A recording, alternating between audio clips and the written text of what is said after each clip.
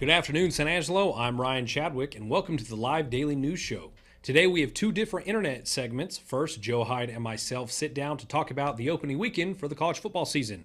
And later, James Bouligny sat down with some parents from students at Lakeview High School to discuss some of the issues happening around the lunch hour.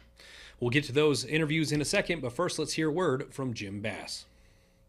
Find your perfect Nissan at Jim Bass Nissan. With our incredible selection, generous factory rebates, and attractive dealer discounts, you can enjoy affordable monthly payments that fit your budget. Don't miss out on our amazing offers, like the stunning 2025 Nissan Frontier for just $499 per month.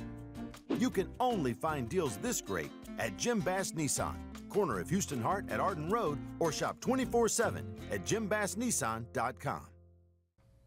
Well, hello, welcome to the show. I'm Joe Hyde, founder of St. Angelo Live. I want to talk sports today because we got football season starting. We have college football starting on Thursday, effectively, and then the NFL kicks into its regular season next weekend. The weekend is 6th, right after Labor Day. But, Ryan Chadwick, that's our sports guy here at San Angelo, sitting to my left. Ryan and I have flown all over Texas covering football, from Texas Tech football to Central High School, San Angelo Central High School, to the Permian, what are they called? The Permian, Odessa Permian Panthers. That's right. Mojo Panthers, and Midland Lee, and Midland Legacy. You can't say it. But anyway, we talk a lot about football, and I thought that maybe since football is just starting up, we can talk about some things to look for this weekend with college football, and then of course with the Cowboys. So let's start with this weekend. We have big three games really on Saturday, starting with University of Texas versus Ohio State, which is kind of a rematch from last year, right? Yeah, the Longhorns got beat by the Buckeyes in the semifinals. Texas Longhorns came up one game short of playing for that national championship, and it was closer than it looked. It ended up being 28-14 that game. Ohio State won that one before they ended up winning the national championship the next week. But this rematch is very, very highly anticipated. Longhorns are on the road. They are going, to the horseshoe. It's going to not be exactly a. When you say the horseshoe, what is that? That's just where Ohio State plays. They play in the thing called the horseshoe? Yeah, it's called the horseshoe. That sounds so redneck. But yeah, so Texas is coming in ranked number 1 preseason. Ohio State's ranked number 3. It's definitely going to be one of those games where it could go either way. Some people are saying that Texas shouldn't come in at number 1. Some say that it has a lot to do with who is taking over under center this year, which is nephew of Eli and Peyton Manning, as Arch Manning. He's going to be at the helm for the Texas Longhorns this season. Not to mention the Longhorns bring 3 All-American players on their defense to the table. They tied with Penn State with the most preseason All-Americans in the country. A very, very highly anticipated game. And to be honest, I think Ohio State has the edge in this one. I think they're projected to win.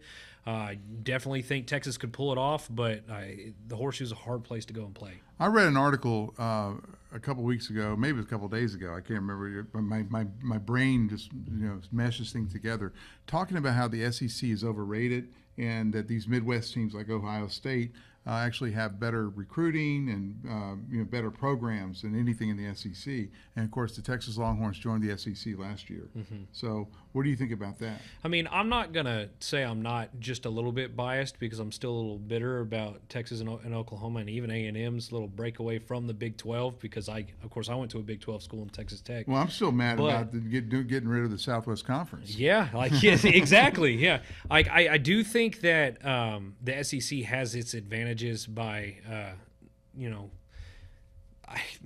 they make the most money, and so the networks are going to favor them heavily, just because that's where the money goes. That business adage is just follow the money, and that's usually what's going to end up being the most popular thing there. But with that being said, the Big Ten has produced just as many national champions in the last 10 years as the SEC, so I get where that bias is coming from. But now with the Wild West that is the transfer portal, it's like it seems like all the advantages. That was the deal. They're saying that the Midwest schools had more money to spend in the NIL. See, I don't believe that. Like, it's really, really hard to have deeper pocketbooks than those guys in Austin. Well, they're saying that all we have are car dealers, big car dealers in big cities, and they have more. They have factories and stuff like that. Well, first of all, kind of like a Civil War kind of argument, right? our West Texas' own Texas Tech proved that was wrong because we have very deep pockets in oil money. So, right. But like that, and A&M was able to pay for Jimbo Fisher for many years with oil money. Exactly. Yeah. But that's the argument right there. It's like now that other schools have the opportunity to do the kind of the same things that people suspected the SEC of doing for years, under the table, couldn't prove it. You know, like back when the Alabamas and the Georgias were just winning every single year. Right. Lots of people were thinking that they were paying players under the table, and it's like all now of a it's sudden out in the open. Yeah. Now all of a sudden when it's out in the open, it's like all of a sudden they're not winning anymore. So it's like, I wonder what's going on. You know. Yeah. So I do think the SEC bias is a little bit real, especially in the media. Like networks like ESPN, they're completely in bed with ESPN. You mean SEC and the ESPN? Yes.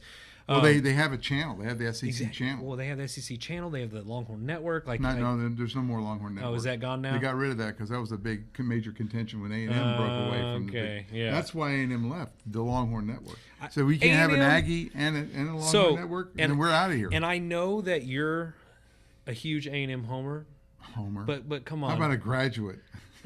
But come on, A&M left the Big 12 back then because they couldn't beat Texas. They left the Big 12 because, and the reason they couldn't beat Texas is because you talk about the under the table money back then. They had the Longhorn Network. It was making $60-70 million a year for University of Texas program. Believe me, we didn't have that at A&M. I know what you mean. Texas Tech is a perennial little brother of all these schools. Like we do not like just we were never favored. Yeah. They're the mean little brother. All right, but speaking of Texas A&M, that's the next big game on the block. But A&M's playing UTSA, so it ought to be a cakewalk, right? Well, not necessarily. UTSA is one of those up and comers. Yeah, they're part of a mid-major conference at this point, but they won their bowl game last year. They really surprised a lot of people. They run a really good version of the spread, and it should be a competitive game. I do think that A&M should be heavy favorites in this one. A&M comes in ranked number 19 in the country. And if you're in the top 25, then you can play ball. Yeah. But I wouldn't just completely write them off. I say A&M winning by like 2 touchdowns, you know? All right, so 14 points. Okay. Now, both of these games, if you can't go to the Horseshoe for Ohio State to watch the Longhorns lose, right? Yeah, that's what you said. Yeah. Watch the Longhorns lose. They might pull it off. They pull it off, then they really are the number 1 team in the country. Yep.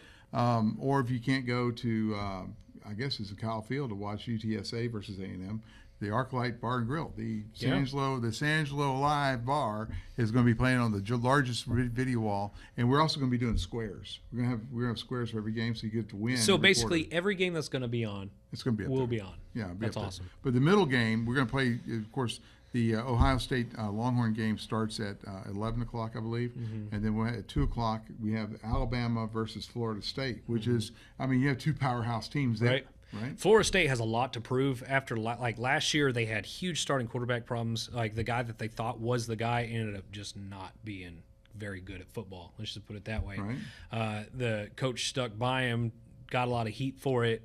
Florida State ended up, they were in the top 5 at the beginning of the year, finished the year unranked, won like 4 games. So Florida State has a lot to prove. But Alabama's coming off a really bad year too. So bad year. The first year without Saban. Second year without Saban. Second year without Saban. Yeah. They actually to cap their season that kept them out of the playoff last year. They actually lost to Oklahoma, right? And Oklahoma was also not having a good year. So lots of storylines there saying, can Alabama become Alabama again, and can Florida State just being back to like one of the only good schools in the ACC? It's them and Clemson, without those 2 being good, then the ACC pretty much becomes irrelevant. Yeah, why have the ACC without Florida State? Yeah. Right. All right, so we talked about those. All 3 of those games. 11 o'clock is the UT Ohio State. 2 o'clock approximately is Florida State versus Alabama, and then 6 o'clock we have Texas A&M versus UTSA. Yes. So all 3 of those games will be on the big screen at the ArcLight, followed by music. We got Tristan Roberson playing music. It's just we call it the Texas Country Tailgate, but it's at the ArcLight Bar and Grill, 441 Rio Concho, inside that Clarion Hotel down there. It's really nice it's a nice picturesque place right on the river. It's a really cool place, and the video wall is pretty incredible. Like, I've been there multiple times. It looks great. It's a great place to watch a game. When we built that bar, we said we have to build a Six Flags to get people to leave Chadwick Street and come on over a mile east.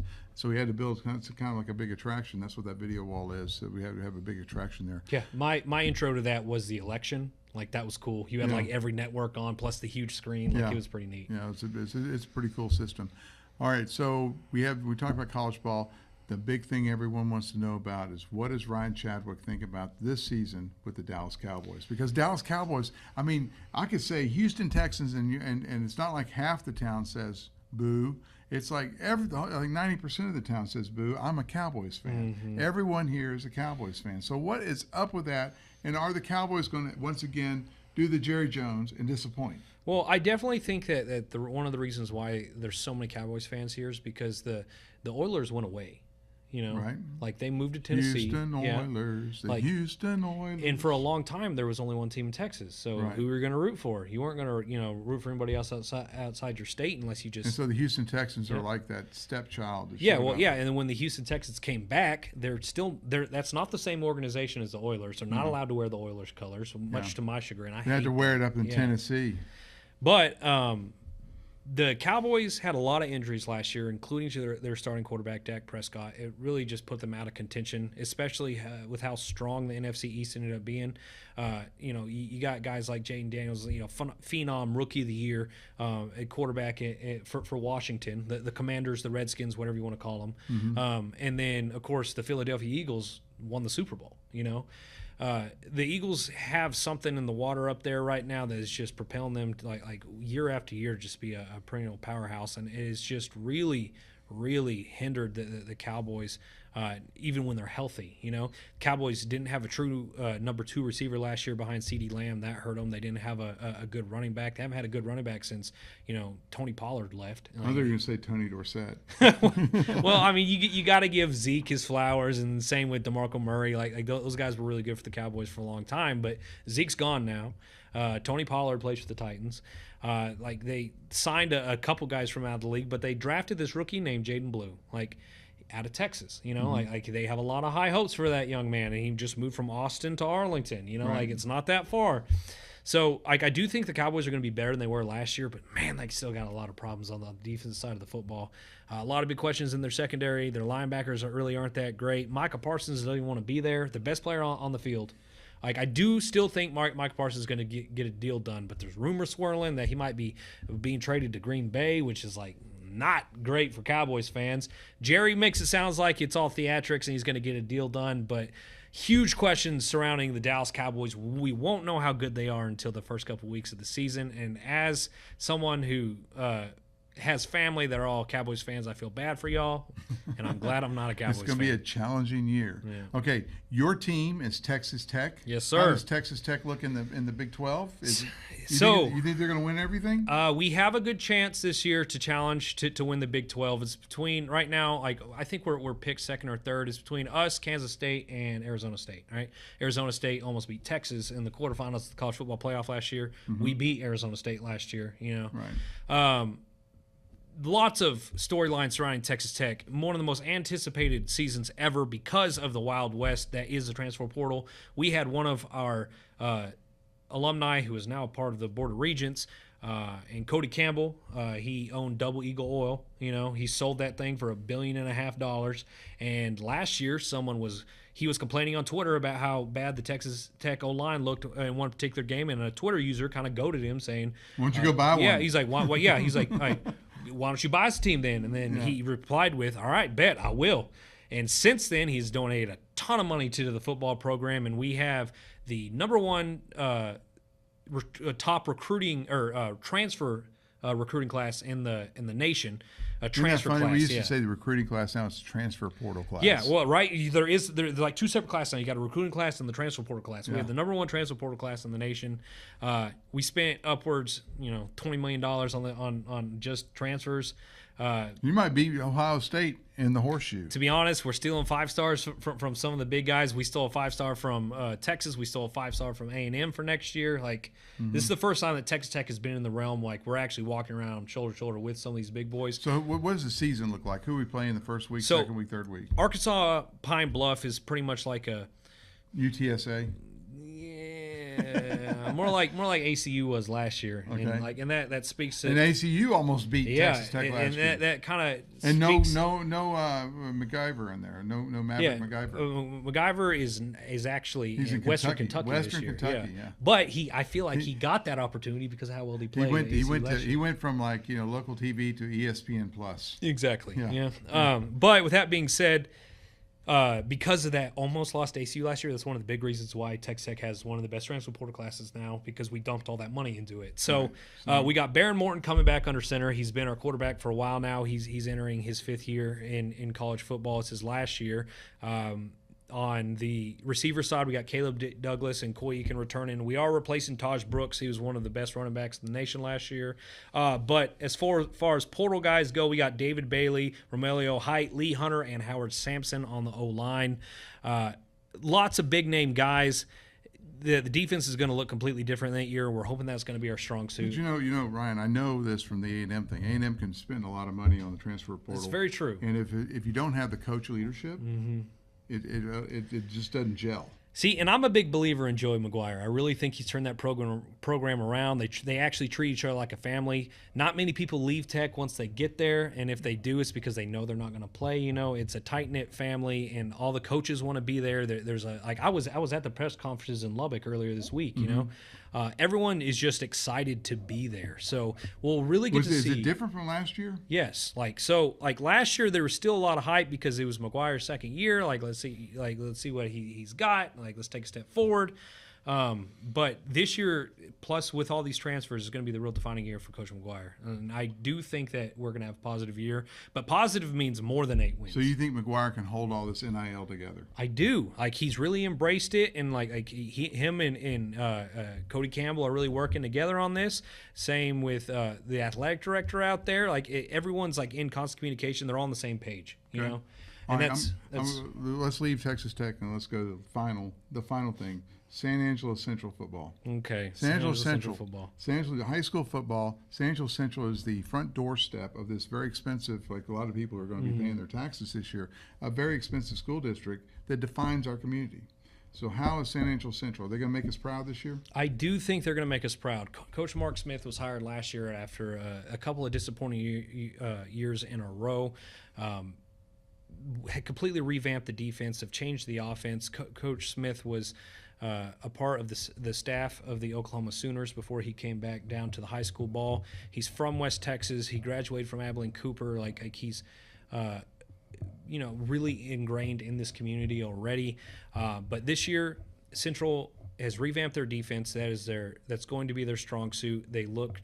The defense looked better than the offense in both the inter-squad scrimmage, and then they just dominated Del Rio in the scrimmage against Del Rio. So I think a lot of the people are excited that Central finally might have a good defense again. Okay, so last year it was 1-7 or something like that. They won 3 games. They won 3 games. Yeah, so okay. I think they finished the year 3-7. 3-7. But with that said, 4 of those losses were by 4 points or less. You know, right? They had some heartbreaking losses, and I remember one of them. Coach Smith we have a reel of it. Yeah, he's like, man.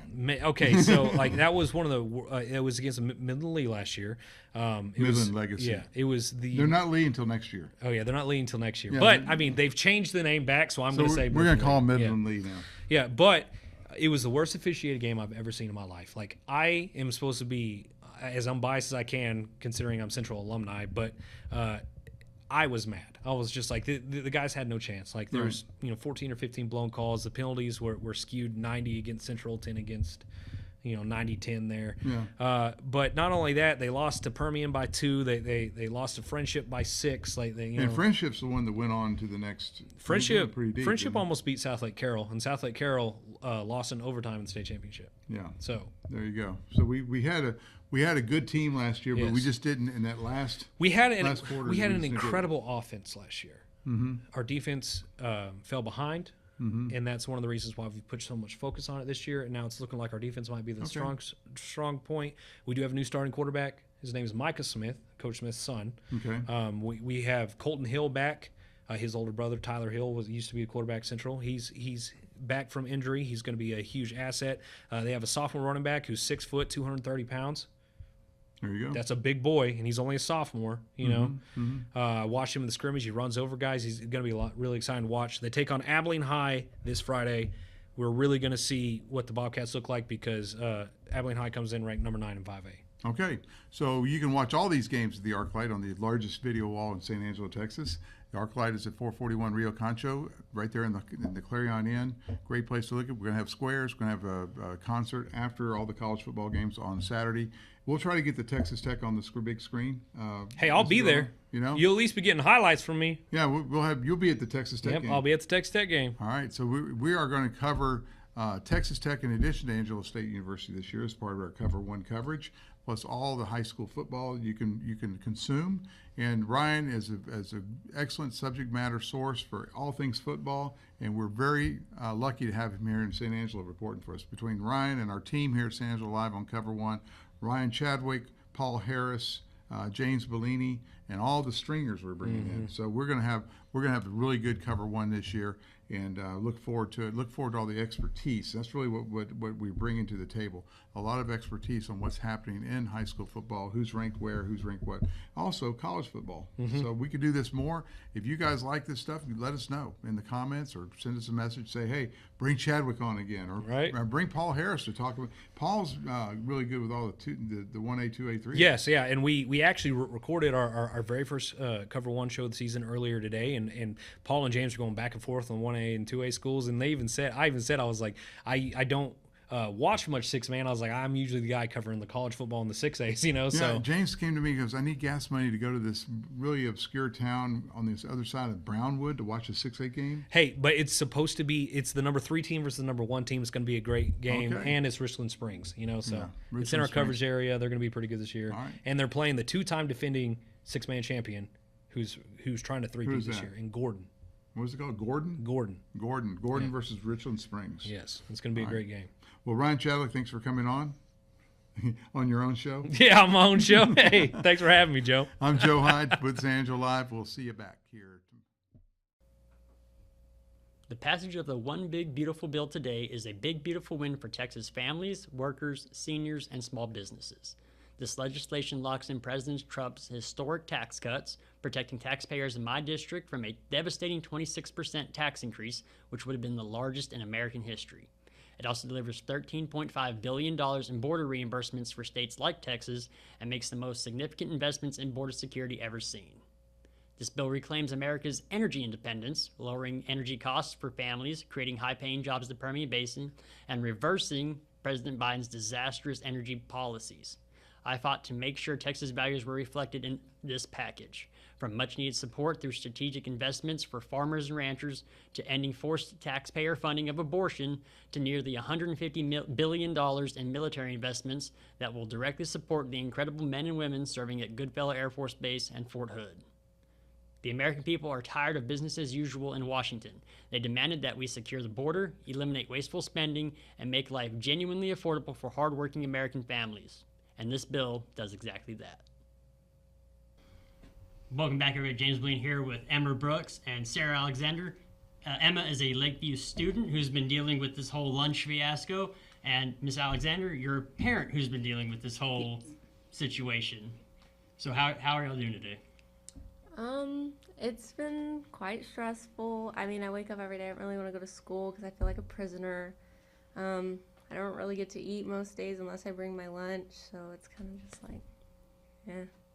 All right, well, you're a student there. What was last Thursday like for lunch when they SAISD has acknowledged that they did not have enough food prepared, and they said they were preparing more, and maybe students just didn't want to wait for food. What was your experience like? So I have a lunch, and we have a lot of kids, so I'm like, I don't care, like, I take my food, but we have a lot of kids in that lunch, and I know, like, a lot of kids wait in line. It takes 30 minutes to get through that line, and I can promise you that. But we didn't run out during A lunch. I heard it was B lunch that ran out of food, and as soon as those kids got in there, they didn't have food prepared for them, and that they were standing in line until the bell rang, and most of them just left because they didn't want to be late to class. And I know most of those kids after B lunch have dual credit classes, and it's government because I have the same class, and they don't get to eat, and it's hard to learn in that class when you don't get to eat. All right. And what is, as a parent, what has your experience been like since Thursday? Oh, wow. As a parent, it's been pretty chaotic. Thursday, we heard that, they ran out of food. We kind of went back and forth with the district. And honestly, I had been back and forth with them for well over a week before, since we got word that they were actually closing campus. But so I emailed them back. I'm like, hey, we've already discussed this, and this has happened now. We have run out of food. The kids in B lunch, they're saying that, they ran completely out. Towards the end, some were getting mashed potatoes, but that's basically it. What can we do about this? And crickets, nothing. They told me that, we should speak with Mr. Kallenbach and, go up the chain. That's their favorite thing to say, is go up the chain. And so that's kind of where we were at. We were so gnawed. I'd spoken with Dr. Moran the week before by email, and he just didn't know the numbers on our kids. They didn't go into this prepared. I asked what the fire marshal numbers were, and they didn't know. The fire marshal didn't even visit until 2 days after school began to even have those numbers, to know how many they would fit in the cafeteria. All right. And you said, and first off, for Dr. Moran to call this a non-issue is completely disrespectful to the students at Lakeview, because it was an issue. Yes. You didn't prepare enough food, and your people acknowledge that. So for you to sit there and say this is not an issue is incredibly disrespectful to every parent at Lakeview and every student at Lakeview. Most importantly, every student, because what they are seeing with their own eyes, the district is saying it's gaslighting. To tell 1,000 kids, yes, you saw this, yes, you felt this, yes, you lived this, but no, it didn't happen. This is a non-issue.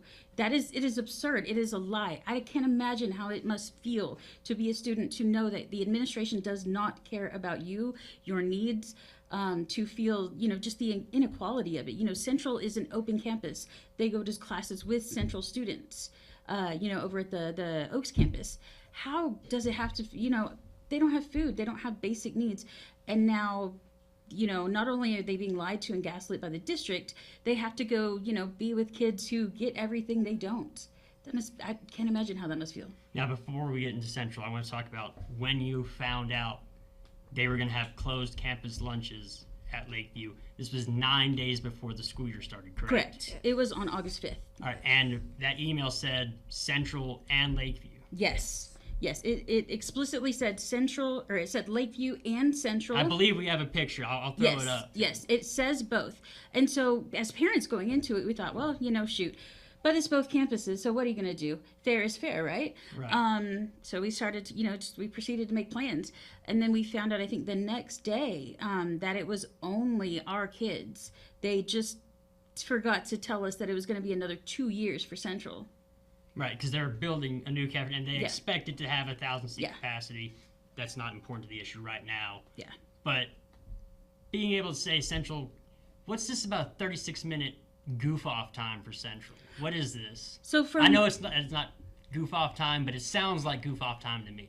So from what I understand, they have a built-in what's called Bobcat block. And last year at Lakeview, they also had a similar, I don't remember the name of it, but it was a break. 10 minutes? Yeah.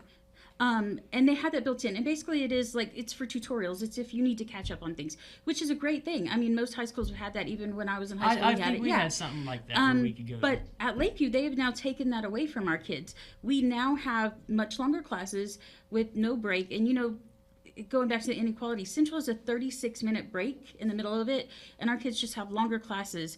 They are locked down. How is this fair? Right. There's not a whole lot of incentive to keep going back every day if you make it a miserable experience. But yet it's all about retention and numbers. And what is the deal about the locked bathrooms? That seems insane to me. She's on the ground. Yeah, you can go ahead and your boots on the ground. So we're not allowed to use the restrooms until the last 10 minutes of class or during passing periods, which we only have like 5 to 6 minutes during passing periods. So by the time you want to use the restroom, like towards the end of class, like everyone wants to go. There's multiple people in class that want to go. There's multiple people from other classes that want to go. So the line is like over 10 kids by the time you get out there. You're not allowed to take your stuff, so you leave class to go use the restroom. You're waiting 10 minutes to use the restroom, and you have to go back after the bell rings to get your stuff and then go to class. It's just, it takes too long. Okay. And as a parent, what's your view on that? We're kind of seeing the same things, everybody is, because they're all having the same experience. You can't make kids just hold it and hold it and hold it and not letting them. We're also hearing of kids that have, health concerns saying, I need to go to the restroom, but they are not being allowed, even though they have, what's called a 504 plan, which is basically like a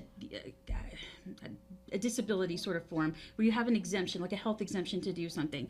And we're hearing kids, their 504 plans being dismissed, which is, I might add, I believe, a violation of the law. Okay.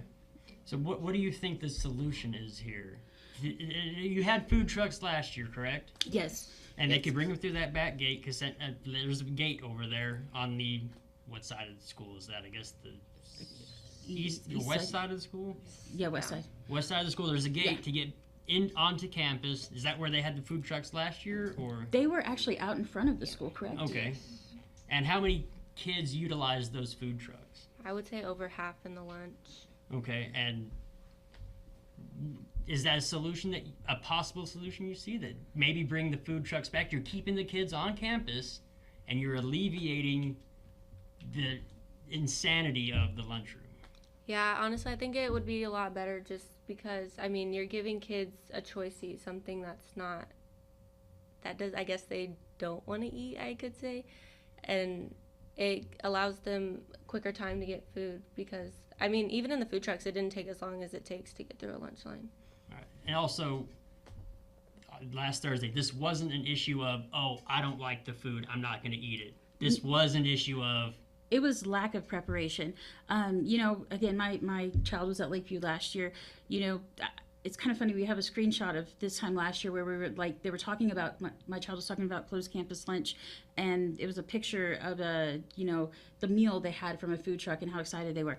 And so it was, it was a good experience. It was a communal experience. Kids got to talk. They were out there, having a good time. It was both a meal, but it was also a social thing.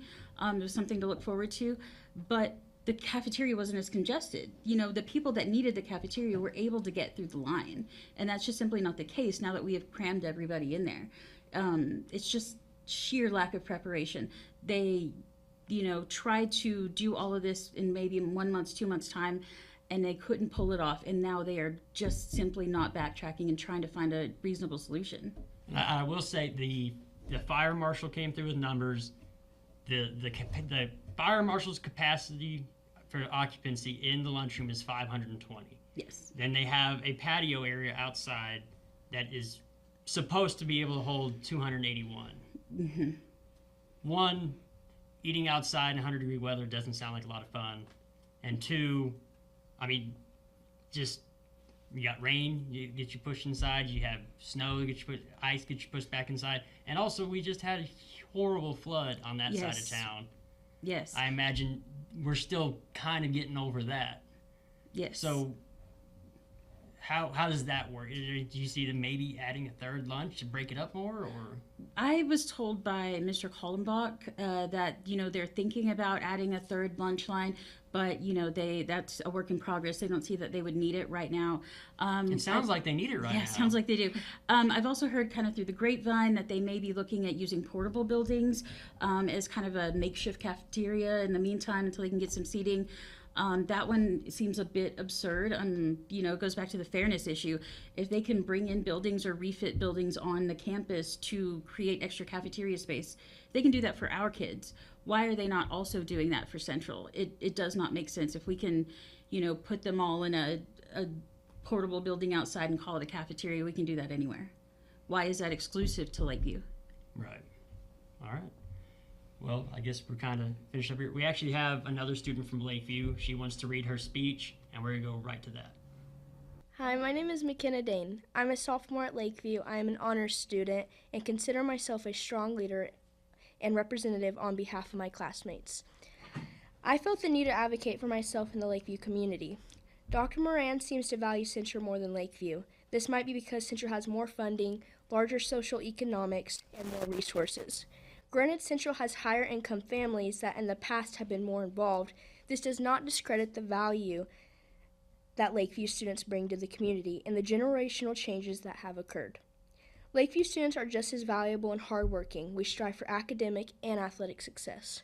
Nonetheless, our reputation is perceived as a school with weak morals and lack of importance. Superintendent has showed this perception through his actions. Not only has he undermined us as a school, he's deprived us of privileges and resources. This imbalance of fairness has raised serious concerns for families of Lakeview students. One of the biggest concerns being closed campus only being implemented to Lakeview students, while Central has the luxury of an Opus campus and Lakeview does not. From a student standpoint, why can't we be treated with the same fairness? Why do we not have the same privileges? This feels like a direct intention to make us feel unimportant when we are all equal. Thank you for your time and consideration. All right, and welcome back. You have kind of a last-minute quote here you want from Dr. Moran. Kind of go ahead and tell the people. So, Dr. Moran, in his interview with KLST, I think he really summed up how he feels about our kids, Lakeview, and probably the Northside community at large. He said it is a non-issue. And I think that's how he believes it really is. I think that's how he sees Lakeview. I think that is how he sees the issues that our kids go through. No matter how hard, no matter how challenging, no matter how much better or worse they have it, no matter what, our kids, to Dr. Moran, are a non-issue. And also, he said this is about safety, correct? Yes. Safety and instructional time, but he really pushed safety. Yes. About closed campus lunch. He has his kids are students at Central. I don't have any confirmation of that, but from what I understand, yes. So if it's about safety, why does he not care about the safety of his own kids? I mean, that's very true. And also, even if his own kids aren't there, why does he not care about every other kid at Central? Yeah, you're a superintendent. You'd figure you'd care about every student. His job is every kid in the district. And we've seen it at Central. Kids crossing Bryant, it's extremely dangerous. And then you have also fights that happen. We had stabbing at McDonald's. I don't know if that was a Central kid or a kid that wasn't in school, but still it was at Central lunch. Yes. You have dangerous things happening that you could mitigate some by putting maybe some more tables in that courtyard area in front of the gym. Or if the portable buildings are good enough for Lakeview, maybe they could do the same at Central. That's really all. Do they have food trucks at Central? I have no confirmation of that. I believe they did have one, but it may be down the street now. Okay. I don't know if it's allowed on campus. Does anybody? Well, they have a goof off time. I suppose they have a food truck. So. They have them down the river on the street. Okay. Okay. But yeah, so it's a matter of fairness. In the end, that's what it is. Dr. Moran is the superintendent of every single child in this district, yet he only seems to be representing those who go to school on one side of town or go to one high school that maybe his child goes to. So and you have an email because you filed a public Information Act request, and it seemed like it was an issue that he knew was going to be an issue. Yes. Quite well before school started. Yes. So apparently they knew from the materials I requested, an email that Dr. Moran himself sent, said they knew about it way back in July. They could have warned parents months in advance, or at least a month in advance. And then it's, we go on further through his emails, and it shows that, on August the 5th, he actually sent to other administrators, when are we going to tell the parents? An email that basically says that. When are we going to have Mr. Ramirez tell the parents? So it wasn't like Dr. Moran went to, do this himself, say, hey guys, I made this decision for you guys. No, he still sent the principal to do that. And I just have to say that the folks on the ground at Lakeview are wonderful. None of our complaints are about them. They're doing the best they can in a, situation. The best they can in the situation. Yeah. And so, there's documented evidence of Dr. Moran kind of just leaving this on the back burner until the last minute to ensure we didn't have time to react. All right. Well, is there anything else you'd like to say? Is there anything that you can say, maybe your friends have tried to push you to say to advocate for? I mean, I think everyone really wants to know why our voices don't matter as much as Central kids. I mean, we work just as hard, we do just as much, if not more, and we're still not getting heard. All we want is our lunch back. All we want is to be treated equal, and we can't even get that. And from a parent point of view, kind of I think it goes leader back here. to what Dr. Moran said. He said it's not that bad. He said it's a non-issue. He said he feels good about the direction we are going. I don't know how he could possibly feel good about this situation. And if he feels good about it, and if it is a non-issue to him, we need to question his character, and if he is fit to lead this district, if he is fit to treat each and every child in each and every school in this district equally. Hell yeah, I like that. Anyway, Sarah, Emma, thank you very much for coming on, and we will have you back anytime to see if this improves. All right, thank you. All right, back to you guys. Thanks for that interview, James. We'll be right back with weather right after this word from Jay Chandler.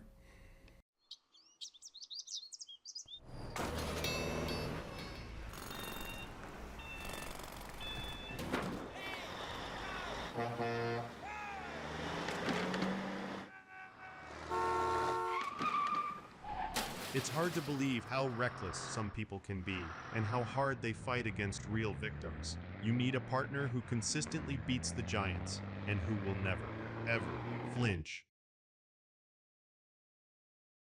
Now into the weather.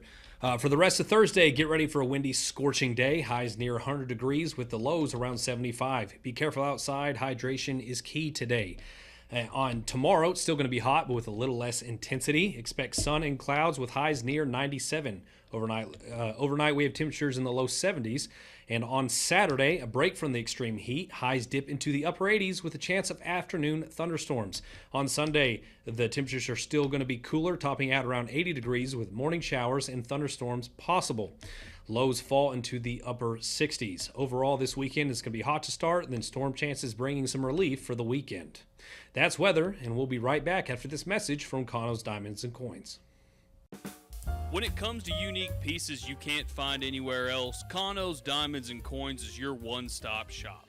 With over 24 years in the diamond and coin industry, Kano's Diamonds and Coins is West Texas's choice for diamonds, jewelry, coins, silver, and gold. Owner Bill Kano stands by his work and offers free consultations, including estate jewelry. Don't just trust anyone with your valuables. Come see the staff at Kano's at 1016 West Beauregard in San Angelo. Thanks again for stopping by and watching the live daily news show, the only locally owned news show in the Concho Valley. Go like us on Facebook, X, and other social media platforms, and download the San Angelo Live mobile app. For the live team here, I'm Ryan Chadwick, and we will see you tomorrow.